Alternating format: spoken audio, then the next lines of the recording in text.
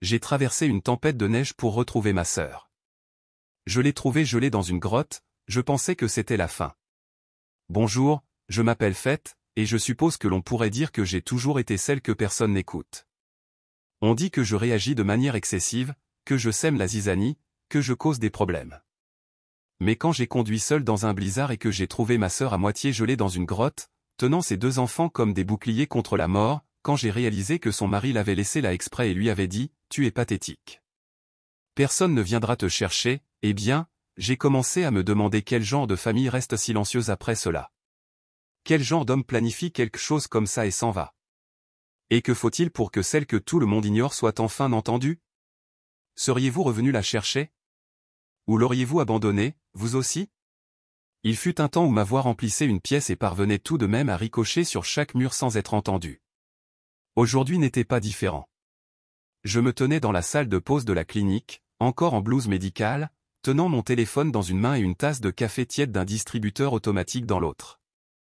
Sur la petite télévision dans le coin, un météorologue débitait un bulletin d'alerte graphique illuminé de rouge et de violet violent. Le corridor montagneux du Montana était sur le point d'être enseveli sous un voile blanc historique. J'ai fixé mon téléphone. La conversation de groupe de la famille gisait là comme une tombe. Mon message clignotait en vert. Distribué, sans réponse. Grosse tempête prévue ce soir. Région de Livingston. Vous devriez probablement éviter les routes de montagne. Es-tu déjà rentré des courses? Lu par Sarah Fenn. Rien d'autre. Pas de pouce levé, pas de merci, pas même des points de suspension passif-agressif.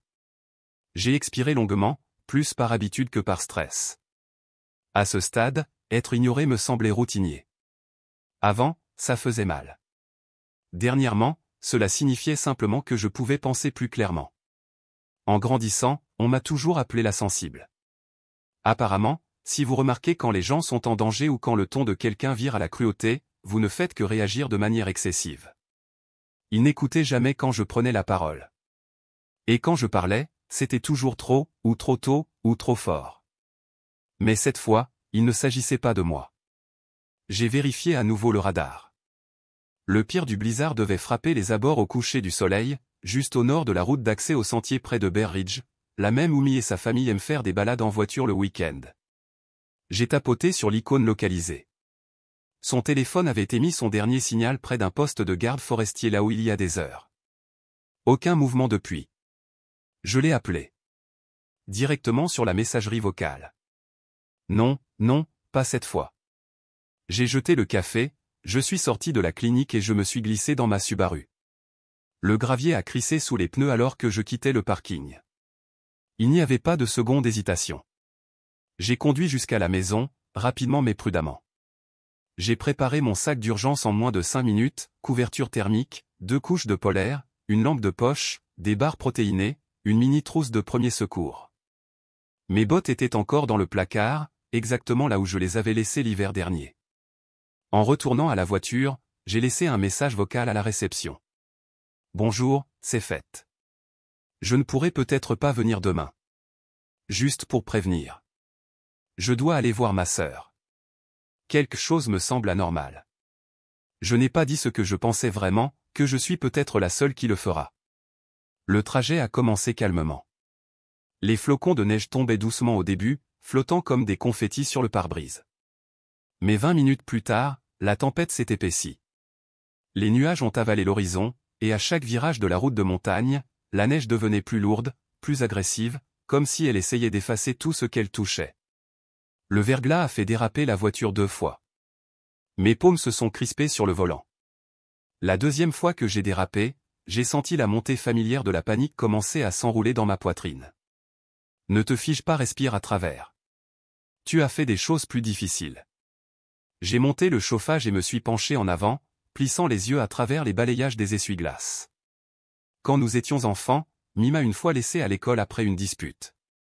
Maman pensait qu'elle venait me chercher, mais elle avait pris la voiture pour aller voir son petit ami, et je suis resté sur ce parking jusqu'à ce qu'un concierge finisse par appeler à la maison. Je n'en ai jamais reparlé. Certaines choses s'ancrent simplement dans vos os. Mais ce soir ne concernait pas le passé. Je n'étais pas là pour me venger. Je n'essayais pas de prouver quoi que ce soit. Je ne pouvais tout simplement pas rester immobile et prétendre que je ne sentais pas le changement dans l'air.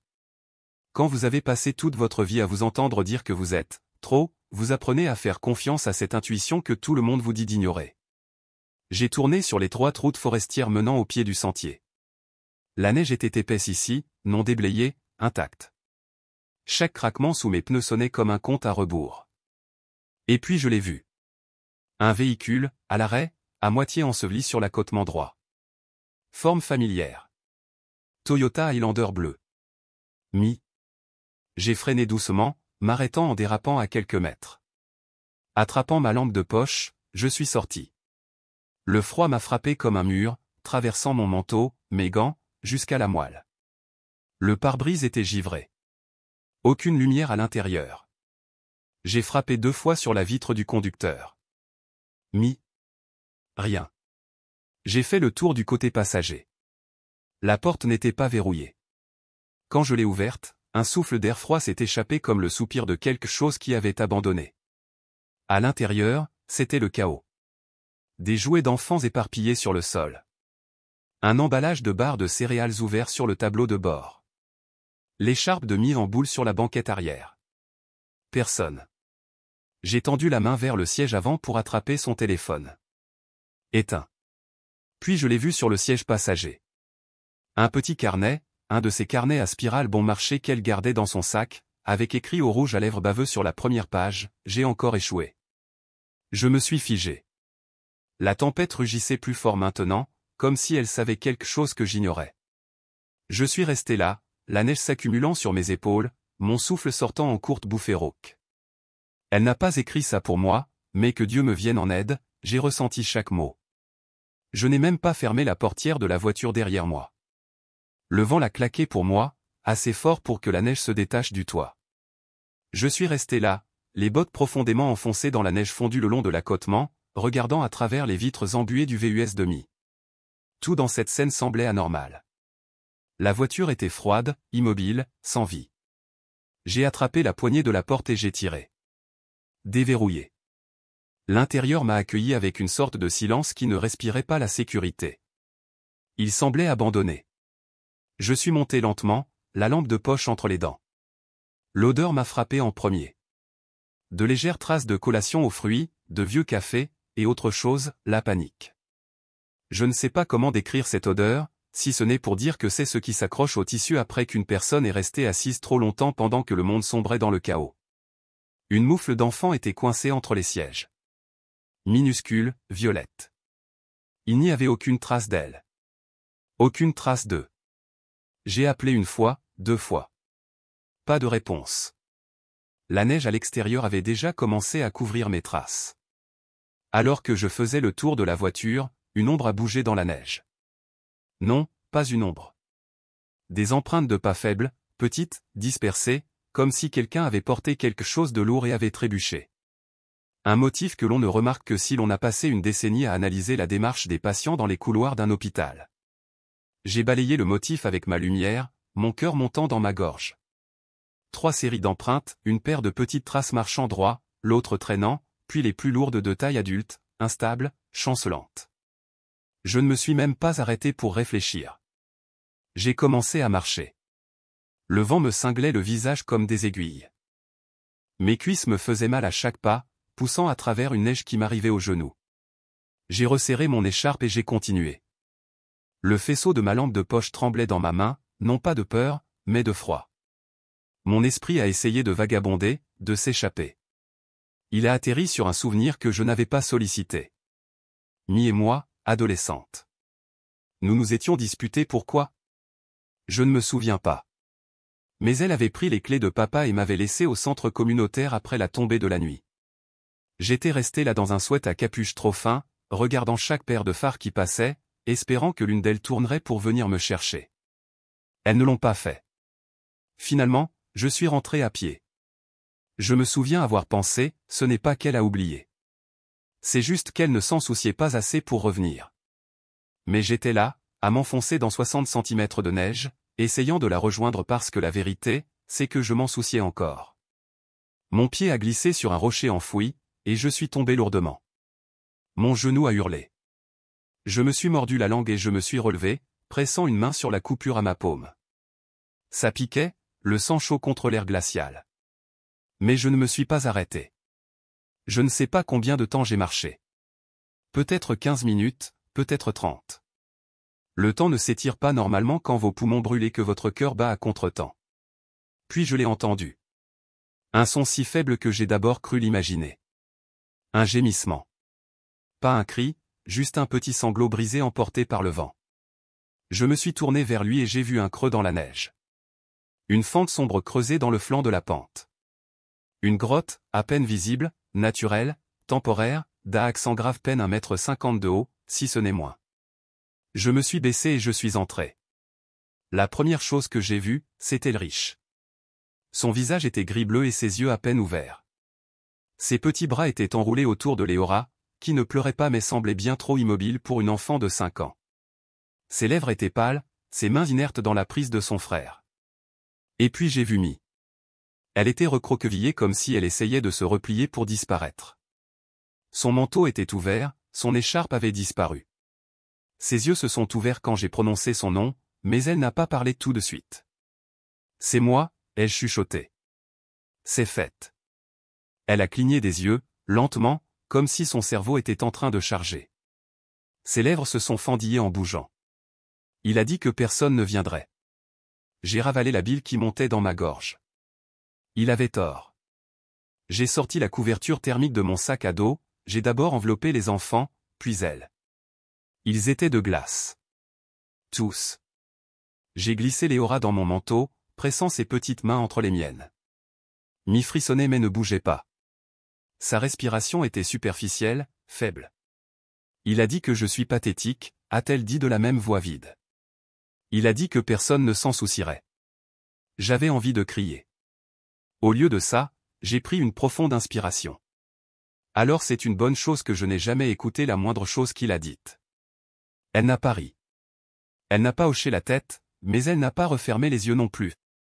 J'ai attaché les enfants à moi avec les sangles de mon sac, Léora contre ma poitrine, Elrich contre mon dos. J'ai enlevé mon deuxième manteau et je l'ai enroulé autour de Mie. Puis je l'ai regardé. Tu vas sortir d'ici. Je m'en fiche si je dois te traîner. La tempête dehors hurlait comme un avertissement, mais je n'ai pas hésité. J'ai soulevé Mie par les bras et je l'ai aidée à se tenir debout. Elle a vacillé mais a tenu bon. Alors que nous sortions dans le flou blanc, j'ai chuchoté pour que seule la tempête puisse entendre, peut-être pour lui, où qu'il soit, tu n'as pas le droit de mourir aujourd'hui. Le vent nous a combattus de toutes ses forces.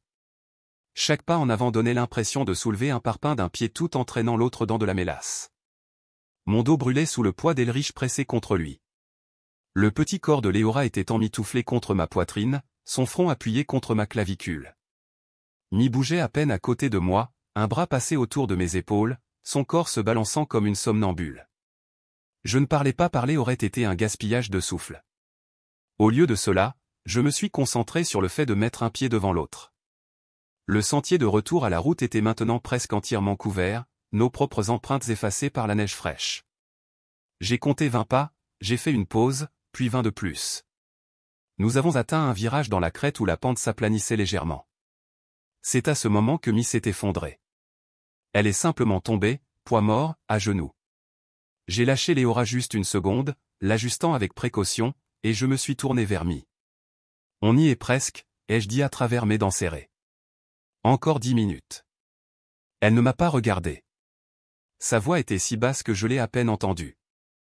Les enfants doivent s'en sortir. Tu n'as pas à gâcher ta vie pour moi. Le calme qui m'a envahi n'était pas paisible. C'était le genre d'immobilité que l'on ressent juste avant que quelque chose à l'intérieur ne se brise. Tu t'entends, ai-je dit. Tu crois vraiment que tu n'as pas d'importance, n'est-ce pas? Je gâche tout, a-t-elle murmuré. Il avait raison. Même maman le dit. L'a toujours dit. Je me suis accroupi devant elle. Je n'ai pas crié. Je n'ai pas pleuré. Je l'ai regardé droit dans les yeux, même si les siens ne croisaient pas les miens. Pourquoi penses-tu que tu es la seule à ne pas mériter d'aide? Elle n'a pas répondu. J'ai fouillé dans la poche de mon manteau et j'ai sorti une barre protéinée, je l'ai ouverte avec mes dents et je l'ai tendue à Elrich. Ses doigts étaient raides, mais il l'a prise. J'ai donné quelques gorgées de ma gourde à Léora avant de la remettre dans mon manteau. Nous avons attendu. J'ai fixé mis tout le temps. Et alors qu'elle était assise là, voûtée, tremblante, quelque chose dans son visage a changé, non pas comme une prise de conscience soudaine, mais comme une lente érosion. Elle n'a rien dit, mais ses yeux brillaient non pas à cause du froid, mais de ce qui se brisait en elle. Et pendant un instant, je n'étais plus sur une crête enneigée. J'avais de nouveau 12 ans, debout pieds nus sur le carrelage froid de la cuisine, tenant un verre de lait à 2 mains. J'étais descendu sur la pointe des pieds après avoir entendu maman crier sur Mi. Une dispute à propos de notes, de tâches ménagères ou du fait qu'elle était trop difficile à gérer. Je n'arrivais pas à comprendre les mots, seulement le silence qui a suivi. Mi s'était enfermée dans sa chambre. Je me souviens être resté devant sa porte, pas assez courageuse pour frapper, alors j'ai glissé le verre de lait par la fente étroite près de la moquette. J'ai attendu, retenant mon souffle. Je n'ai jamais entendu de « merci », mais je suis resté là quand même pendant peut-être 10 minutes, jusqu'à ce que je l'entende pleurer. Pas des sanglots, juste le genre de pleurs silencieux. Le genre que l'on fait dans un oreiller quand on essaie de s'assurer que personne n'entend. Maintenant, debout sur cette crête avec la peau gelée et les jambes en feu, je me suis penché à nouveau à son niveau, face à face. À l'époque, ai-je dit, je t'ai apporté du lait. Ce soir, je t'ai ramené tes enfants. Ne me demande pas de m'en aller encore une fois. Elle m'a regardé, vraiment regardé, et pour la première fois depuis le début de ce cauchemar, j'ai vu autre chose que de la défaite dans son expression. Elle a hoché la tête une fois. C'était petit, presque rien, mais c'était suffisant. Nous nous sommes relevés ensemble lentement, centimètre par centimètre. La neige s'était un peu calmée, assez pour que je puisse voir le faible contour de la route au loin. J'ai resserré la sangle autour de la poitrine d'Elrich, j'ai senti Léora bouger un peu, et j'ai de nouveau passé le bras de Mi sur mon épaule. Le silence n'était plus aussi dense. Le vent hurlait toujours, mais je ne l'écoutais plus. J'étais concentré sur ma respiration, sur le mouvement, sur la survie. Une demi-heure s'est écoulée, peut-être plus. Nous avons de nouveau atteint la route alors que le crépuscule commençait à s'installer, des ciels bleus et gris se fondant dans les arbres couverts de neige. Mi a trébuché 2 fois. Chaque fois, je l'ai rattrapée. Chaque fois, elle s'est excusée. Ne fais pas ça, ai-je dit fermement. Marche, c'est tout. Quand nous sommes retournés au VUS, il ressemblait à un fantôme sous un drap. La neige s'était incrustée sur le pare-brise. Les portes étaient difficiles à ouvrir, mais j'ai réussi. À l'intérieur, il faisait un froid glacial, mais au moins l'air ne bougeait pas. J'ai aidé Mi à s'installer sur le siège avant, je l'ai bouclé, puis j'ai doucement retiré Léora de mon manteau et je l'ai assise sur mes genoux à l'arrière tandis qu'Elrich se blottissait à côté de moi. J'ai démarré la voiture. Elle a tout sauté, puis a pris. Dieu merci. J'ai mis le chauffage à fond. Cela prendrait du temps, mais les enfants se réchaufferaient. Mi a appuyé sa tête contre le siège, les yeux fermés, mais toujours consciente. J'ai baissé les yeux vers Léora, j'ai brossé un peu de givre de ses cheveux et je lui ai embrassé le front. Tout va bien maintenant, ai-je dit doucement, même si je n'étais pas sûr que ce soit vrai. Nous sommes restés là pendant près de 20 minutes, laissant nos corps se décongeler. Le chauffage cliquetait plus fort que d'habitude. Elrich a finalement parlé. Je pensais que tu ne viendrais pas, a-t-il dit, sans accuser, juste honnêtement. Je lui ai adressé un demi-sourire. Oui, ça fait 2. Puis je me suis penché en avant et j'ai chuchoté, plus pour moi-même que pour quiconque d'autre, ils ont dit que personne ne viendrait, mais je suis venu. Et je ne partirai pas sans elle.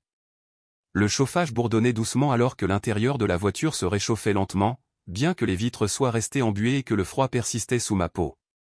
Je n'avais pas dit un mot depuis que j'avais garé le VUS sur l'accotement de la route de montagne. Mi dormait, ou du moins faisait semblant. Sa respiration était superficielle, ses lèvres pâles. Léora était blottie contre mon flanc, ses petits doigts agrippant un coin de mon manteau. Elrich fixait le vide, les yeux creux, la mâchoire serrée comme s'il gardait un secret même pour lui-même. Je ne les ai pas pressés. Nous avions besoin de quelques minutes de plus. J'avais besoin de quelques minutes de plus.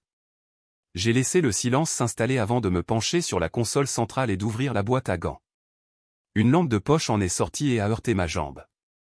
En dessous se trouvait une carte pliée, une carte standard de station-service des sentiers de la région, et quelque chose de noir et rectangulaire rangé sur l'étagère supérieure, un appareil GPS, pas du genre qui se synchronise avec votre téléphone, un de ces modèles autonomes et démodés que les chasseurs utilisent quand ils veulent sortir des sentiers battus. Je l'ai allumé. Aucun itinéraire récent. L'historique avait été effacé. J'ai ouvert la carte, l'étalant sur mes genoux, les plis encore raides. De l'encre rouge entourait le sentier d'accès près de Bear Ridge, l'endroit exact où j'avais trouvé la voiture de Mi. Il n'y avait aucune autre marque, juste ce seul cercle dessiné avec la précision d'un chirurgien. Mon estomac s'est noué. On ne marque pas quelque chose comme ça à moins de prévoir de revenir ou de ne jamais revenir du tout. Il y avait 2 bouteilles d'eau supplémentaires et une paire de gants propres sur la banquette arrière. Non utilisées, non touchées. Les pièces du puzzle se sont assemblées une par une. Lentement, mais indéniablement. Il ne les avait pas oubliées. Ce n'était pas de la panique. C'était de la logistique. J'ai de nouveau fixé le cercle rouge. Il clignotait dans mon esprit comme une cible. Il a planifié ça, ai-je dit à voix basse. Il a tout planifié. Je n'ai réalisé qu'Elrich me regardait que lorsque j'ai replié la carte. Sa voix était calme, petite, mais tranchante comme un rasoir. Il a dit qu'on n'a plus besoin de maman. Mon corps entier s'est immobilisé. Je l'ai regardé doucement. Quand a-t-il dit ça? Dans la voiture. Avant qu'on s'arrête. J'ai dégluti difficilement, le goût de métal montant au fond de ma gorge. Il a dit qu'on serait mieux, qu'elle pleure tout le temps, qu'elle est faible, que la neige rend les choses silencieuses. Ma mâchoire s'est crispée, et j'ai dû lutter contre l'envie de casser quelque chose. Au lieu de cela, j'ai fouillé dans mon sac et j'ai attrapé un dossier en plastique. J'y ai glissé la carte et l'appareil GPS, je l'ai refermé et je l'ai fourré dans mon sac à dos. Je n'ai pas laissé les enfants voir la colère monter derrière mes yeux. Ils en avaient assez vu. Je me suis tourné vers Mi, lui ai secoué doucement l'épaule. Et, ai-je dit. On retourne en ville. Dors, c'est tout. Je m'occupe de nous. Elle a bougé, a à peine ouvert les yeux. C'est réel? C'est réel. Quelques minutes plus tard, j'ai démarré la voiture. Nous avons quitté la crête, lentement et régulièrement, les pneus crissant sur la neige tassée. J'ai gardé le chauffage à fond, et la tête de Léora a finalement basculé contre mon bras, sa respiration lente et régulière. Je n'ai plus parlé jusqu'à ce que nous atteignions le bitume. Une fois le dernier chaos de gravier derrière nous, je me suis garé sur une aire de repos, j'ai mis la voiture au point mort et j'ai attrapé mon téléphone. J'ai envoyé un texto à Isolda. Il faut qu'on parle. Urgent. Elle a répondu en quelques secondes. Ça va? Pas vraiment. J'ai quelque chose à te montrer. Tu peux me rejoindre? Bien sûr. Tu es chez Mi? Je rentre maintenant. À 30 minutes. Ne le dis à personne. J'ai glissé le téléphone dans la poche de mon manteau et j'ai ajusté le rétroviseur pour vérifier Elrich. Il ne s'était pas endormi, mais il avait l'air plus calme. Toujours un peu trop immobile. Et, ai-je dit. Tu as bien fait de me le dire. Ce n'était pas facile. Il n'a pas hoché la tête, a juste cligné des yeux. Il l'a dit comme s'il y croyait, a-t-il chuchoté, comme si ça avait du sens.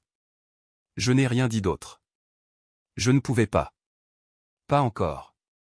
Le reste du trajet s'est déroulé en silence. Au moment où nous avons atteint les abords de la ville, la neige s'était réduite à un murmure, et les lumières de la route principale traversaient le pare-brise comme une promesse. J'ai tourné dans la rue où vivait Mi, j'ai passé 2 autres pâtés de maison et je me suis engagé doucement dans l'allée. La voiture d'Isolda était déjà là. J'ai d'abord aidé Mi à entrer dans la maison. Elle était trop fatiguée pour résister, s'appuyant sur moi à chaque pas. Isolda est sortie à notre rencontre. Pas de manteau, juste des chaussons et un pull en polaire, et il lui a suffi d'un regard sur mon visage pour que son expression s'assombrisse. Elle m'a aidé à installer les enfants à l'intérieur. Du chocolat chaud pour Elrich, des serviettes chaudes pour Léora. Mi s'est effondrée sur le canapé, les bras enroulés autour d'elle comme une armure. 10 minutes plus tard, nous étions dans la cuisine. J'ai posé le dossier, l'ai ouvert comme un chirurgien se préparant pour une opération. Carte. Sentier d'accès encerclé. GPS effacé. 2 bouteilles d'eau intactes. Gants supplémentaires, ai-je dit. Elrich m'a dit ce qu'il a entendu dans la voiture. Isolda n'a pas sourcillé. Elle a ouvert la carte, a tourné le GPS dans ses mains. Il a tout effacé. Chaque itinéraire. Table rase. Elle a expiré. Il n'a pas paniqué. Il a exécuté. J'ai hoché la tête. Et il s'est assuré de le faire là où le signal coupe. Pas de caméra, pas d'antenne, rien. Sa mâchoire s'est contractée. C'est prémédité. Tu t'en rends compte? Je m'en rends compte. Elle m'a regardé dans les yeux. Et tu réalises ce qui va arriver une fois que tu le diras à voix haute? Oui. Un long silence a passé. Puis elle a dit la seule chose que j'avais évitée. Ce n'était pas juste un abandon. C'était une tentative de la faire disparaître. J'ai regardé par-dessus son épaule où Miss s'était endormie sur le canapé avec Léora blottie contre elle. Il ne voulait pas seulement qu'elle parte, elle chuchotait. Il voulait que nous la regardions s'éteindre et que nous fassions comme si c'était inévitable. Isolda a tendu la main et a serré la mienne une fois. Puis elle a pris le dossier et l'a refermé fermement. Faisons en sorte que ça n'arrive pas. Si le silence était tout ce qu'ils offraient, alors c'est le silence que j'utiliserais contre eux. Au moment où les enfants faisaient la sieste et où Miss était de nouveau assoupie sur le canapé, la neige dehors s'était transformée en un murmure constant au lieu d'un rugissement. Je me tenais dans la cuisine avec mon ordinateur portable ouvert, la douce lueur de l'écran étant la seule lumière dans la pièce à part la faible lampe au-dessus de l'évier. J'ai pris une autre profonde inspiration, puis j'ai ouvert un nouveau courriel. Ah, groupe famille. Objet, nous devons parler. Je n'ai pas pris la peine de m'expliquer longuement. Je connaissais le schéma. Si j'envoyais quelque chose de trop émotionnel, on me qualifierait de dramatique. Si je n'incluais pas assez de détails, on m'accuserait d'omettre des choses. Alors, je suis resté simple. J'ai joint une photo de la carte que Dorian avait marquée, une capture d'écran de l'interface du traceur GPS, mes notes sur ce qu'Elrich a dit dans la voiture, avec une brève phrase sous chaque élément, ce n'était pas un accident. Je n'ai pas dit que c'était une tentative de meurtre. Je n'ai accusé personne. Je n'ai pas crié. Je leur ai juste donné des faits. Laissez-les se faire leur propre idée. Après avoir cliqué sur envoyer, j'ai fermé l'ordinateur portable et j'ai fixé le dosseret. C'était l'un de ces carrelages beige démodés du début des années 2000, fissurés le long des joints. J'ai eu un moment où j'ai eu envie de prendre une cuillère et de simplement enlever un carreau, mais je n'ai pas bougé. Une heure a passé, puis une autre. J'ai fait une cafetière et j'ai siroté mon café, debout. Je vérifiais la respiration de Mi toutes les 20 minutes. Elrich lisait par terre, Léora blottie contre lui. Mon téléphone n'a pas vibré. Il ne s'est allumé que bien plus tard. Numéro inconnu. J'ai répondu, m'attendant à un télévendeur. Au lieu de cela, c'était Jacob, mon frère aîné. Qu'est-ce que tu fais, Fête? Pas de bonjour. Pas de « comment vont les enfants ?» Directement au but. Je t'ai envoyé le courriel, ai-je dit. Je pensais que tu devrais le voir. Tu fais toujours ça, a-t-il lâché. Tu prends quelque chose de simple et tu en fais toute une histoire. Ce n'est pas à toi de régler ce gâchis. Jacob, elle a failli mourir. Et tu penses que jeter de l'huile sur le feu va aider, m'a-t-il coupé. Dorian a une carrière, une réputation. Tu veux vraiment traîner ça dans la boue sur la base d'une carte et de ton opinion? J'ai senti la chaleur monter sous ma peau. Ce n'est pas une opinion. Bien sûr que si, a-t-il dit, la voix s'élevant. Tu as toujours eu besoin d'être celle qui expose tout le monde, qui pointe du doigt. Ça te plaît? Je n'ai pas répondu. J'ai juste écouté sa respiration à l'autre bout du fil. Ne fais pas ça, a-t-il dit finalement, plus doucement maintenant. Tu vas encore déchirer la famille. Il a raccroché avant que je puisse répondre. J'ai fixé le téléphone, puis je l'ai posé doucement sur le comptoir. Je n'ai pas réalisé que je retenais ma respiration jusqu'à ce que ma poitrine commence à me faire mal. Quelques minutes plus tard, une notification de message vocal de maman est apparue. Je l'ai écoutée sur haut-parleur. Fête, a dit Sarafen de cette voix saccadée et chantante qu'elle utilisait toujours pour essayer de paraître composée. J'ai vu ce que tu as envoyé. Je ne sais pas pourquoi tu fais ça. Dorian a fait plus pour cette famille que tu ne l'as jamais fait. Il a donné à Mi une belle vie, une maison, 2 beaux enfants. Je sais que les choses sont devenues difficiles, mais ce n'est pas la bonne façon de faire. Tu te mets dans l'embarras, ma chérie. Laisse tomber. Elle a terminé l'appel avec un soupir fatigué, comme si je venais de renverser de l'eau sur son joli tapis et qu'elle n'avait pas l'énergie de le nettoyer. Je n'ai pas crié. Je n'ai pas pleuré. J'ai ouvert mes messages et j'ai pris une capture d'écran de l'horodatage du message vocal. Puis je l'ai supprimé. Il était un peu après 20 heures quand j'ai envoyé un texto à Isolda. Peux-tu passer? J'ai besoin d'un deuxième avis. Elle a répondu instantanément. J'arrive. Quand elle est arrivée, j'avais tout étalé sur la table, le dossier avec les documents, les photos, les mémos vocaux, la chronologie griffonnée au stylo sur un bloc-notes. Isolda n'a pas perdu de temps en bavardage. Elle s'est assise, a tout parcouru et est restée silencieuse jusqu'à la dernière page. Quand elle a levé les yeux, son visage avait changé. Ce n'est pas juste un mauvais comportement, a-t-elle dit d'un ton neutre. C'est malveillant. C'est calculé. Je sais, ai-je dit. Elle s'est penchée en arrière, a croisé les bras. Tu sais comment ça va se passer, n'est-ce pas? Dis-le-moi quand même. Ils vont se serrer les coudes, le protéger, prétendre que tu réagis de manière excessive, te faire passer pour instable, difficile, jalouse. Ils diront que tu as toujours été le problème. J'ai eu un sourire amer. Ils l'ont déjà fait. Elle a sorti son téléphone et a tapoté quelques instants, puis l'a glissé vers moi. Un contact avec un nom que je ne reconnaissais pas, Monsieur Alustin, droit de la famille plus litige discret. Il est vif. Il est discret. Il sait comment monter un dossier sans que cela en ait l'air.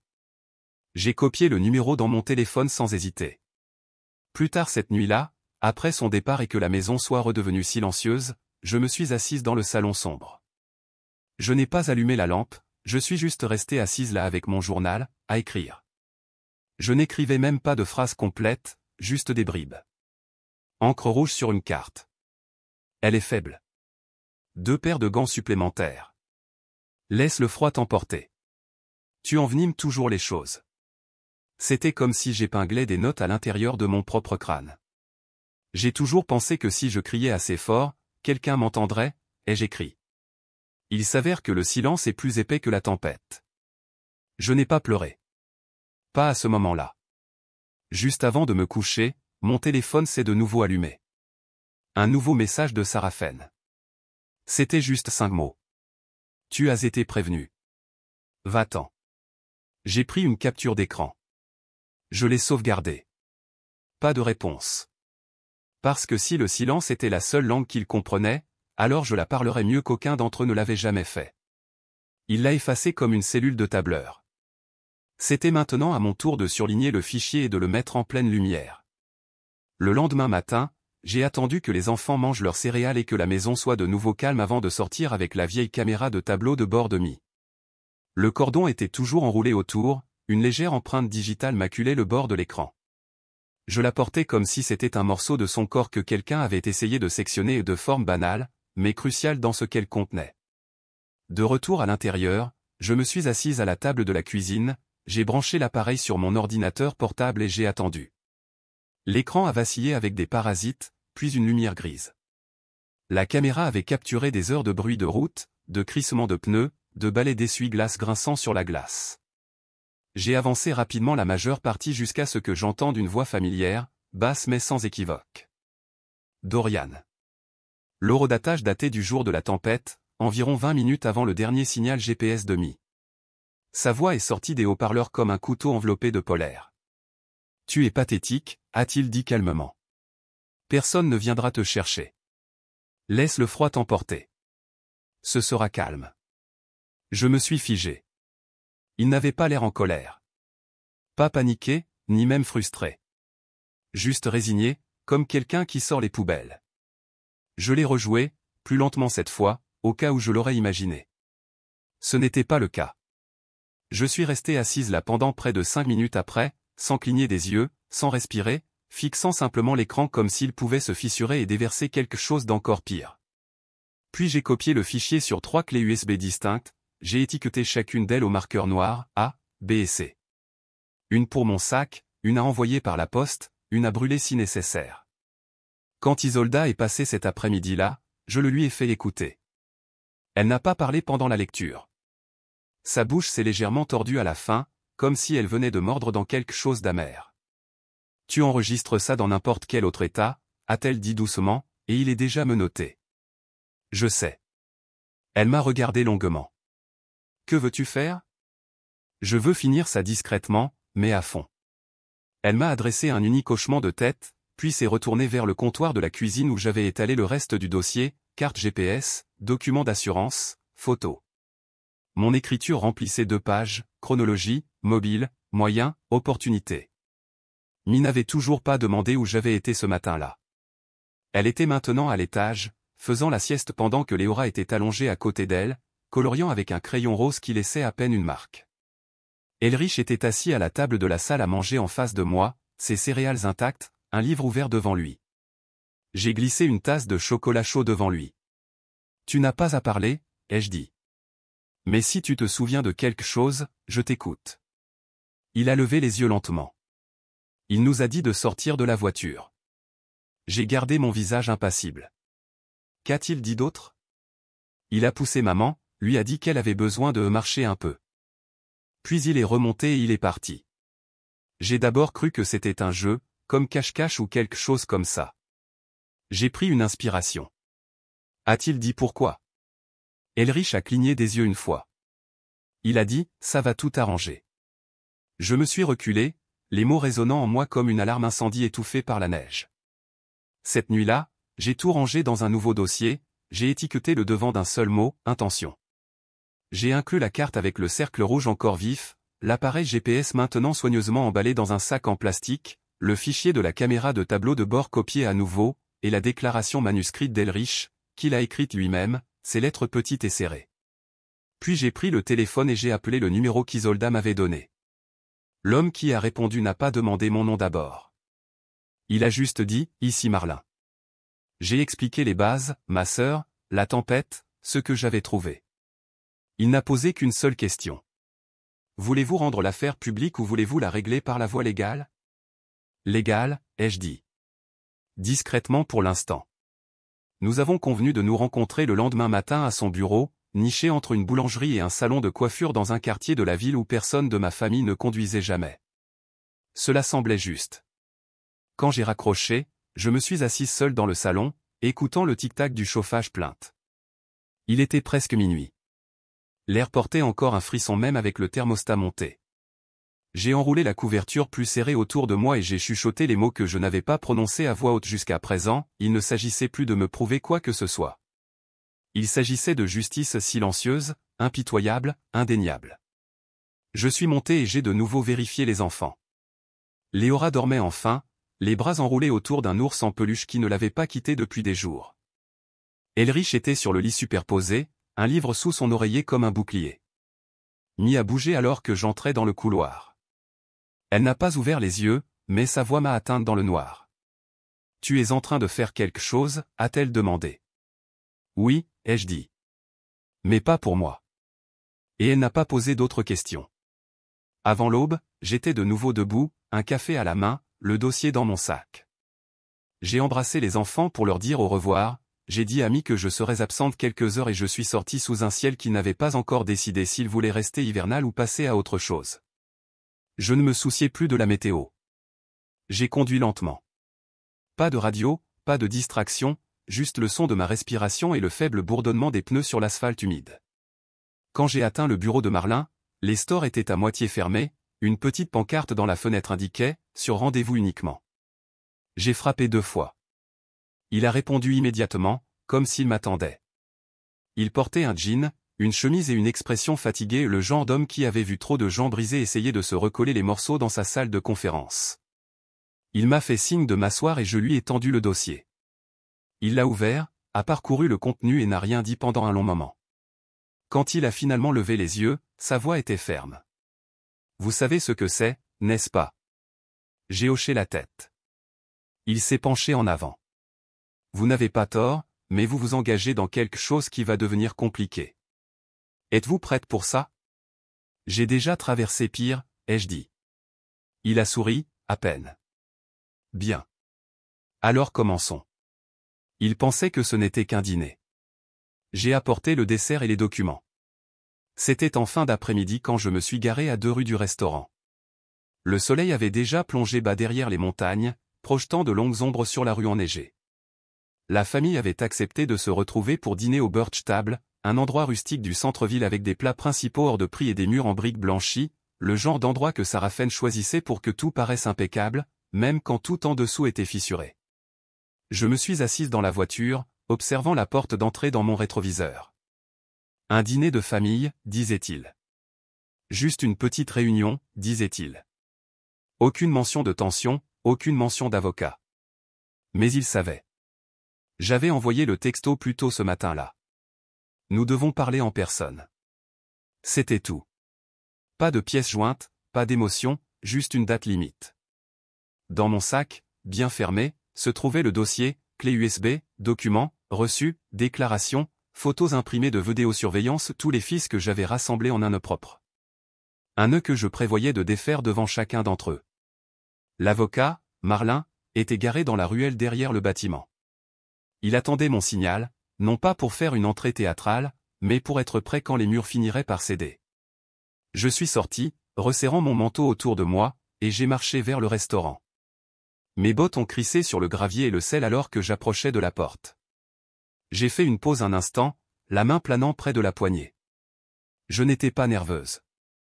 J'étais déterminée. Dès que je suis entré, je les ai vus.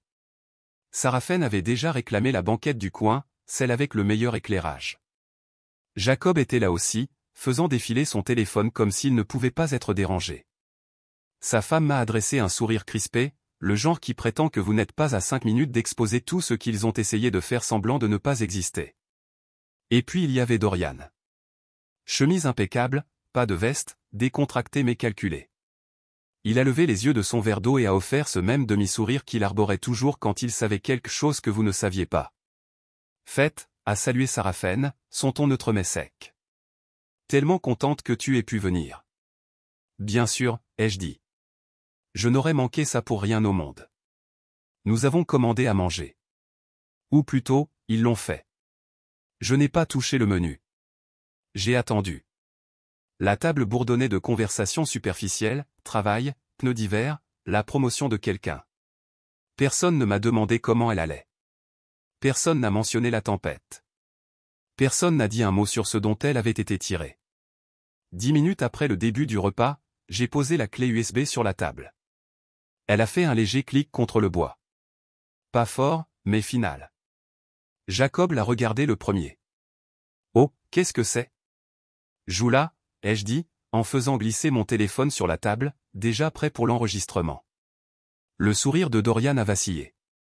Faites, a commencé Sarafen, mais je l'ai coupé. Plus de devinettes. Plus de déformation des mots. Écoutez, c'est tout. J'ai appuyé sur lecture. La table s'est tue. La voix de Dorian a rempli l'air, calme et posée. Tu es pathétique. Personne ne viendra te chercher. Laisse le froid t'emporter. Ce sera calme. La fourchette de Sarafen est tombée. Elle a cliqueté contre son assiette, puis le silence à nouveau. J'ai regardé les visages que je connaissais depuis mon enfance. Aucun d'eux n'a soutenu mon regard. Une explication, ai-je demandé. Dorian a cligné des yeux. Ça aurait pu être sorti de son contexte. Jacob s'est penché en arrière. C'est pour ça que tu nous as traînés ici? J'ai sorti la carte du dossier, je l'ai étalée sur la table, le cercle rouge au début du sentier de Bear Ridge brillant sous les lumières du restaurant. Puis l'appareil GPS. Puis la police d'assurance signée. Puis les photos horodatées de Dorian riant autour d'un café dans une station-service. 14h47, 2 heures après que la voiture de Mi ait été trouvée abandonnée. Vous pensez toujours que c'est juste du drame, ai-je demandé. Sarafen semblait abasourdi, mais pas désolé.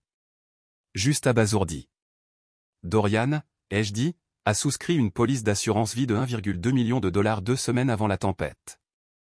Il s'est désigné comme bénéficiaire. Il a effacé l'historique du GPS. Il a poussé Mi hors de la voiture, a laissé les enfants avec elle, puis est parti. Tu n'as aucune idée de ce qui se passait entre eux, a dit Sarafen, sa voix cassante. Le mariage est compliqué.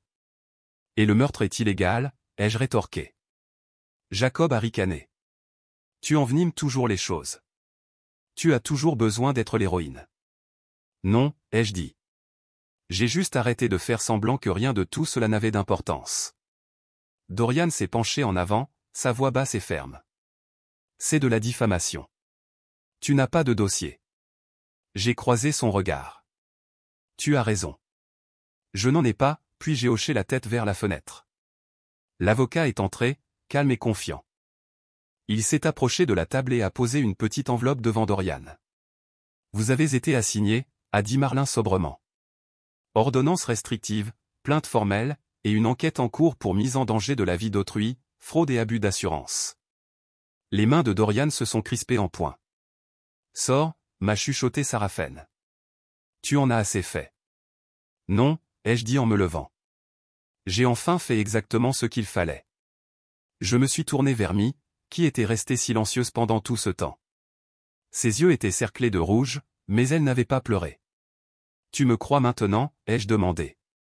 Elle n'a pas parlé. Elle a juste hoché la tête, lentement et fermement. Nous sommes partis ensemble, nous sommes passés devant l'hôtesse, devant le couple aux yeux écarquillés à la table voisine, devant les regards froids lancés dans notre direction. Sur le parking, j'ai enfin expiré. Ça va, a demandé Marlin. Ça ira. Nous sommes rentrés à la maison en silence, mais c'était un silence différent maintenant. Pas le genre qui essayait de m'étouffer ou le genre qui me laissait respirer. Parce que peu importe ce qui allait suivre, je l'avais traîné à la lumière. Et Dorian n'aurait plus jamais le droit de décider qui méritait de survivre. La justice viendrait peut-être au tribunal, mais la paix? C'est quelque chose que nous devrions construire. Le trajet de retour après le dîner fut silencieux. Mi était assise sur le siège passager, le regard fixé sur les phares flous à l'extérieur. Elle ne posait pas de questions, n'offrait aucun commentaire. Elle n'en avait pas besoin. Tout avait été dit. Le silence entre nous n'était pas de l'évitement. C'était un accord. Léora s'était endormie sur la banquette arrière, la tête dans mon manteau, le pouce dans la bouche. Elrich était assis à côté d'elle, serrant ses genoux. Je les ai regardés dans le rétroviseur, et cela m'a frappé, c'était la première fois qu'ils semblaient en paix depuis la tempête. Le lendemain matin, la maison sentait encore faiblement le feu de bois d'il y a 2 nuits. Mi a préparé le café et s'est assise en face de moi à la table de la cuisine. Ses mains étaient stables maintenant, fatiguées mais ne tremblant plus. Je ne pensais pas que quelqu'un me croirait, a-t-elle dit. Je ne leur ai pas demandé de le faire. Elle a baissé les yeux. Il disait que j'étais paranoïaque, que je déformais toujours les choses, que je montais toujours les gens contre lui. Le B.arba de la manipulation psychologique, ai-je dit. Sa bouche s'est légèrement relevée. C'est drôle comme il m'a traité de dramatique juste avant de nous laisser geler. Je n'ai pas ri, non pas parce que ce n'était pas amèrement vrai, mais parce que certaines blessures ne vous permettent pas encore de rire. Nous avons passé l'après-midi à trier des boîtes, du vieux courrier, des avis d'assurance, des carnets à moitié remplis que Mi avait fourrés dans des tiroirs au fil des ans. Elle a trouvé un dossier étiqueté « Contact d'urgence ». À l'intérieur se trouvait une police d'assurance vie que Dorian avait cachée dans son dos. Elle était datée de 2 semaines avant le blizzard. Montant, 1,2 million de dollars. J'ai immédiatement reconnu la signature contrefaite. Elle avait été décalquée d'un ancien contrat de location. Pourquoi penserait-il que cela ne le rattraperait pas, a-t-elle demandé. Parce que les hommes comme Dorian pensent qu'ils sont toujours l'exception. L'avocat a déposé les documents le jour même. L'ordonnance restrictive a été approuvée immédiatement. L'enquête a été ouverte. La demande d'assurance a été gelée. Les rouages avaient commencé à tourner. Mais les retombées dans les familles ne se produisent pas seulement dans les salles d'audience. Elles se produisent lors d'appels téléphoniques, à huis clos, autour des tables de dîner du dimanche quand une chaise reste vide. Au milieu de la semaine, j'ai reçu le premier texto de ma cousine. Neutre, curieux. Puis un message vocal de tante Renée, qui ne m'avait pas parlé depuis 2016 mais qui voulait soudainement entendre ma version. Je n'ai pas répondu, car le camp dans lequel j'étais n'avait plus besoin d'être défendu. 3 jours plus tard, Sarafen est arrivée à l'improviste. J'ai ouvert la porte pour la trouver debout là dans son manteau de perles, un plat de pain aux bananes dans ses mains comme une offrande de paix en laquelle elle ne croyait pas vraiment. Puis-je entrer, a-t-elle demandé, les yeux fuyant au-delà de moi vers le salon. Je pense que nous avons assez de pâtisserie. Elle a soupiré et a baissé les yeux. Tu as toujours eu la langue bien pendue. Et tu as toujours aimé le son de ta propre voix. Elle a visiblement tressailli. Je ne m'en suis pas senti bien, mais je n'ai pas non plus regretté de l'avoir dit. Je veux comprendre ce qui s'est passé. Tu étais là. Tu as entendu l'enregistrement. Ça aurait pu être monté. Et les documents falsifiés? Les images? Le GPS? Elle n'a pas répondu. Au lieu de cela, elle m'a tendu le plat. J'ai eu tort, a-t-elle dit. Pas des excuses, juste une phrase. Mais il est toujours leur père. Non, ai-je dit. Il était leur contributeur biologique. Être un père est un choix, et il a choisi de les laisser dans la neige. Elle est partie sans un autre mot. Le pain aux bananes est resté intact sur le comptoir jusqu'à ce qu'Elrich propose de le donner aux oiseaux. Ce week-end-là, les papiers officiels sont arrivés. La suspension de Dorian de son travail, en attente d'un examen interne. Nous n'avons ni dansé ni célébré, nous avons juste respiré un peu plus profondément. Mia a commencé une thérapie. Je l'ai conduite à son premier rendez-vous. En chemin, elle tenait le dessin des enfants sur ses genoux. Un croquis au crayon de nous 4 mains dans la main. Des bonshommes allumettes avec des noms griffonnés au-dessus, maman, Léora, moi, tante F. Tu sais, a-t-elle dit doucement, il a toujours dit que personne ne viendrait me chercher. Je suis venu. Tu es resté. C'est encore mieux. La nuit, les enfants dormaient plus facilement. Léora demandait toujours si je serais là le matin. Je disais toujours oui. Nous gardions le dossier sous clé maintenant. Les documents, les preuves, tout était classé sous la garde de l'avocat, mais j'avais mémorisé chaque page, chaque horodatage, chaque mot que Dorian avait dit. Un soir, je me suis retrouvé dans la cuisine avec Mi, partageant le reste du café et regardant le ciel virer au violet au-dessus de la crête. Il a essayé de t'effacer, ai-je dit. Ouais, a-t-elle dit, mais tu as tenu bon. Tu as tenu bon, toi aussi. La lumière de la fenêtre a éclairé son visage, et pour la première fois depuis des semaines, elle avait moins l'air de quelqu'un qui survivait que de quelqu'un qui commençait à revivre. Nous n'avons pas parlé de pardon. C'est un mot trop grand pour des histoires comme celle-ci. Mais nous avons parlé de repartir à zéro, de sécurité, de donner aux enfants une vie où le silence ne signifiait pas danger. Parce que malgré toute la paperasse, les audiences et les accusations formelles, la paix n'allait pas nous être donnée. Nous allions devoir la construire un jour, une pièce, une limite à la fois. Et nous le ferions. Le printemps suivant est arrivé lentement, comme quelqu'un qui entre doucement dans une pièce après une longue absence. À Livingston, la neige ne fondait pas vraiment. Elle se retirait à contre-cœur. En avril, les routes étaient de nouveau dégagées. Les montagnes s'adoucissaient de taches vertes, et le vent transportait enfin autre chose que de l'amertume. Ce matin-là, j'ai marché jusqu'à l'école primaire, à un pâté de maison et demi de notre maison. Mi était déjà là, guidant un petit groupe d'élèves de 2e année à travers la cour de récréation. Elle portait maintenant ses cheveux relevés, non pas dans le chignon serré que Dorian avait toujours dit plus net, mais lâche, glissé derrière une oreille. Elle ne portait plus de maquillage non plus. Non pas parce qu'elle avait abandonné, mais parce qu'elle n'avait pas besoin d'être présentable pour qui que ce soit d'autre qu'elle-même. Léora m'a repéré la première. Elle s'est mise à courir les bras en l'air, ses petites bottes claquant sur le trottoir. Tante Fête. Je me suis accroupi juste à temps pour la rattraper en plein saut. Ses bras se sont accrochés à mon cou comme du lierre, son rire s'élevant avec la brise. Je t'ai dessiné un chien, a-t-elle dit entre deux halètements. Un grand avec un chapeau. Bien sûr que tu l'as fait, ai-je ri. Ce chien va directement sur le frigo. Mia a alors levé les yeux, croisant mon regard à travers le terrain. Son sourire était doux, encore fatigué, mais réel. Le genre de sourire que les gens ont quand ils se sont battus pour l'obtenir. Plus tard cet après-midi-là, nous étions assises sur le porche de mon petit cottage, juste à côté du sien. Elrich m'a tendu un dessin qu'il avait fait pendant le temps libre. En crayon, des lettres rouges et audacieuses disaient « MON héros ». Au-dessus, une photo de moi avec une cape et une tasse de café.